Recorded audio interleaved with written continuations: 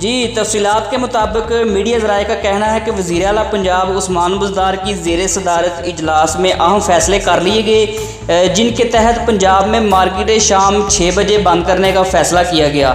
Restaurants اور parks مکمل طور پر بند کیے جائیں گے، صرف ٹیک اوے کی اجازت ہوگی، جبکہ لاہور شہر میں ٹرانسپورٹ بھی بند کرنے کا فیصلہ کر لیا گیا اور ماسک کا استعمال لازمی قرار دیا گیا ہے۔ اس کے علاوہ پنجاب حکومت نے شادی کی تقریبات پر مکمل پابندی کا فیصلہ کر لیا ہے۔ بتایا گیا ہے کہ پابندیوں کا اطلاق 12% سے زیادہ کرونا مثبت کیسز والے شہروں پر ہوگا۔ کابینہ کمیٹی نے NCOC کے فیصلوں پر سختی سے عمل درآمد کے لاہے عمل کا بھی جو منظوری وہ دے دی گئی ہے۔ مائکرو سمارٹ جو لاک ڈاؤن ہوگا اس کی پالیسی جو اختیار کی گئی ہے، ماسک پر سختی سے پابندی ہوگی۔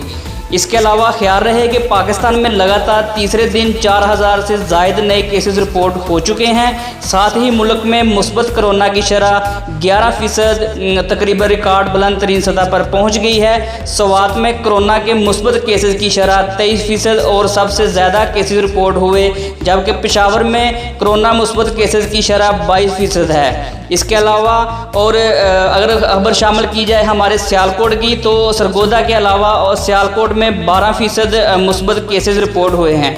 اس کے علاوہ اگر بات کی جائے کرونا کی صورتحال، تو عوام پہ یہ لاک ڈاؤن کا جو بوجھ ہے یہ کافی حد تک جو ہے نا وہ غلط ثابت ہوگا، کیونکہ عوام جو ہے نا وہ آلریڈی مہنگائی کی چکی میں پیس رہی ہے، اور حکومت سے التجا ہے کہ ان کے لیے کچھ ایسا انتظام کیا جائے کہ یہ اس وبا پر قابو پانے کے لاک ڈاؤن کے علاوہ کوئی اس کا جو ہے نا وہ پابند بنایا جائے۔